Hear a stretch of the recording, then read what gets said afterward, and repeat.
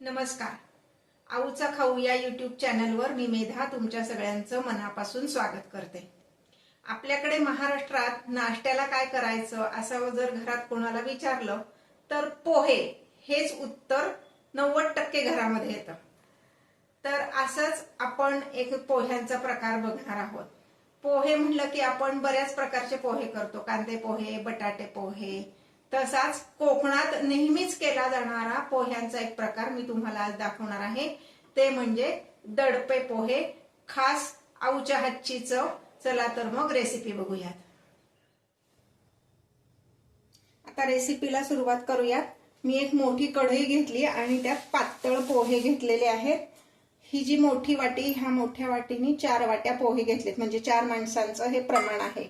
मी भाजून का घेतेय तर हिवाळ्यात काय होतं बऱ्याचदा, म्हणजे आता हिवाळा नाहीये, खरं उन्हाळा चालू आहे, पण पाऊस पडल्यामुळं हवा थोडीशी दमट आहे आणि मग पोहे खूप असे दमट होतात आणि चावता येत नाहीत. म्हणून मी हे भाजून घेते.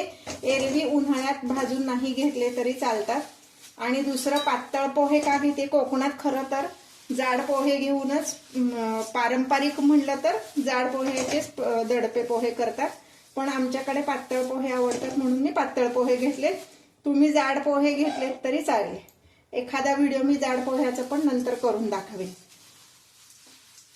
फार नाही, जस्ट गॅस मोठाच ठेवलाय. आणि हे पोहे भाजण्याची पद्धत बघा. 2 झारे घ्यायचे आणि अशा पद्धतीने भाजायचे, म्हणजे पोहे फार मोडले जात नाही.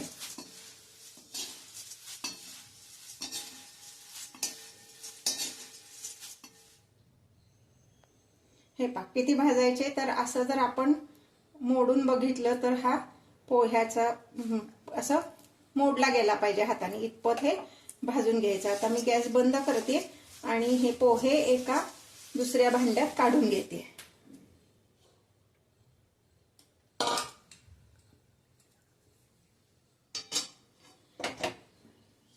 आता हे पोहे मी भाजून का घेतले तर मगाशी मी म्हणलं तसं पाऊस पडल्यामुळे हवा दमट झाली आणि पोहे जरा असे चांबट झाले.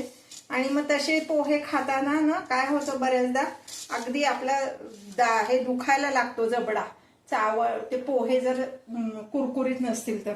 म्हणून मी ते भाजून घेतले. आता हे पोहे तयार करण्यासाठी जी फोडणी लागणार आहे ती तयार करून घेऊयात. मी एक कढई ठेवलेली आहे, त्यामध्ये साधारण 3 ते 4 टेबलस्पून एवढं तेल घातलेलं आहे.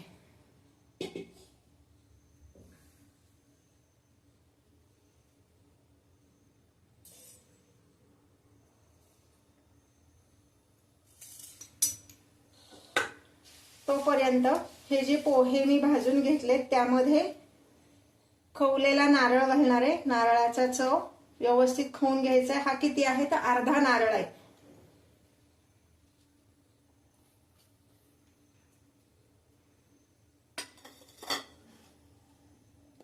यामध्ये मी घालणार आहे 1 चमचा मीठ. मीठ तुमच्या चवीनुसार तुम्ही कमी जास्त करू शकता. नंतर टेस्ट बघून पण आपण वाढवलं प्रमाण तरी चालतं.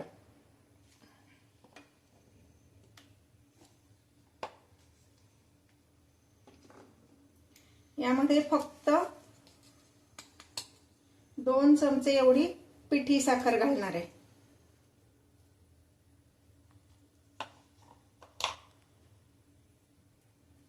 कोथिंबीर घालायची थोडीशी, म्हणजे साधारण पाव वाटी एवढी कोथिंबीर घालायची. यामध्ये मी घालणार आहे मेथकूट. मेथकूट किती घालायचंय तर साधारण 1 पोहे खायचा जो चमचा असतो तेवढं मेथकूट घालायचे. असं हातावर घेऊन सगळीकडे पसरायचे, एका ठिकाणी नको. आता इकडे तेल तापलेलं आहे. यामध्ये मी आधी शेंगदाणे तळून घेणार आहे.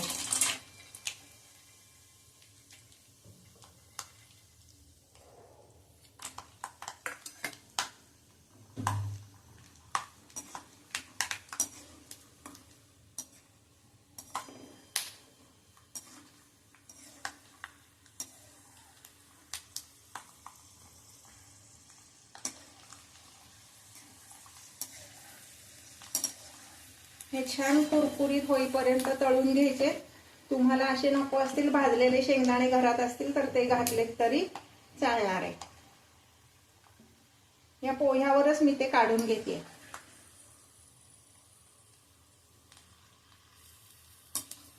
शेंगदाणे ऑप्शनल आहेत, तुम्हाला आवडत असतील नसतील नाही घातलेत तरी चालतील, पण मधनच शेंगदाणे जरा खायला छान वाटतात. आता हे जे तेल तापलेलं आहे मी गॅस बंद करते आणि ह्यामध्ये पुढची फोडणी करणार आहे, कारण तेल भरपूर तापलेलं आहे.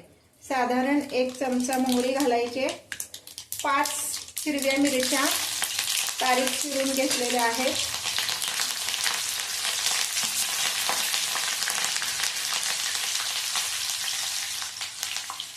आता ही जी मिरची आहे ह्याला आपण तळणीची मिरची म्हणतो, जी दही किंवा मसाला घालून जी भरलेली असती ती मी हाताने अशी कुस्करून घालणार आहे. त्याची टेस्ट पण खूप छान लागते.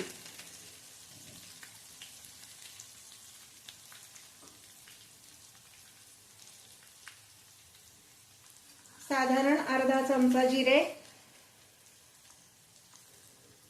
अर्धा चमचा हिंग आणि अर्धा चमचा एवढी हळद घालणार आहे. आता ह्यामध्ये मी बारीक चिरलेला कांदा घालणार आहे. बऱ्याच ठिकाणी कच्चाच कांदा घालतात, म्हणजे पारंपरिक रेसिपी म्हटलं तर कच्चाच कांदा घालतात, पण आमच्याकडे तो कच्च्या कांद्याचा वास जो तोंडाला येतो तो आवडत नाही. म्हणून ही जी फोडणी केली की नाही ह्यातच मी हा कांदा घालणार आहे. एवढ्या गरम ह्याच्यावर त्याचा कच्चेपणा निघून जाईल आणि मग ही सगळी फोडणी मी ह्या पोह्यांवर घालणार आहे.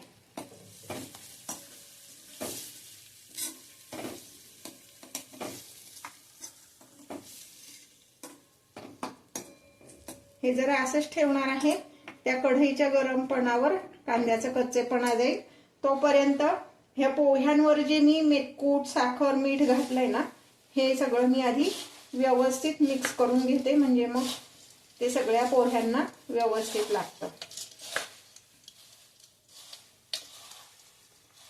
हे पोहे हातानेच कालवायचे आहेत, म्हणजे जो काही आपण त्यात मसाला घातलाय तो व्यवस्थित सगळीकडे लागतो.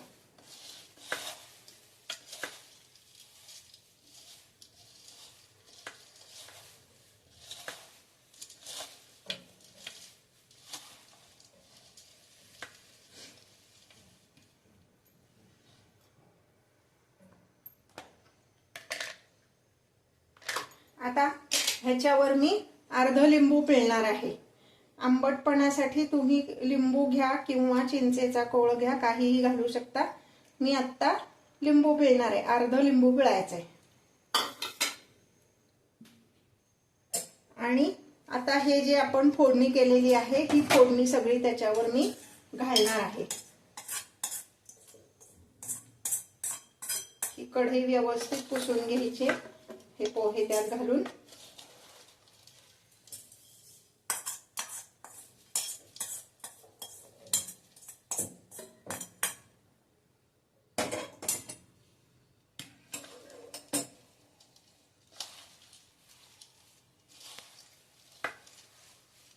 असं हे व्यवस्थित सगळं कालवून घ्यायचंय.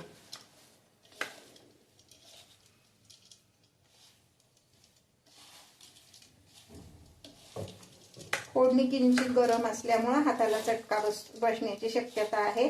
त्यामुळं तुम्हाला जर असा हाताने शक्य नसेल तर तुम्ही झाऱ्याने किंवा भातवाडीने मिक्स केलं तरी चालेल.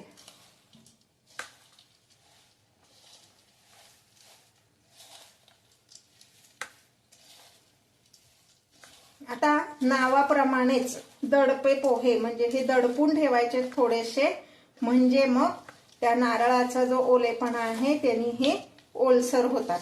तरी पण ह्यात मी आता काय करणार आहे, नारळाचं जे पाणी आहे नारळ फोडताना निघालेलं ते थोडंसं ह्यामध्ये घालणार आहे. त्याची चव अप्रतिम लागते. अगदी सगळं घालायला हवं असं नाही, हे साधारण अर्धी वाटी निघाले, पण पाव वाटी तरी मी हे ह्यामध्ये घालणार आहे.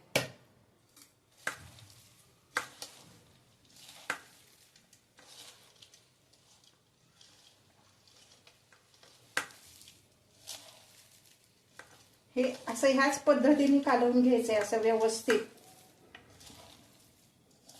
आणि 5 मिनिट हे आपण असेच ठेवणार आहोत झाकून.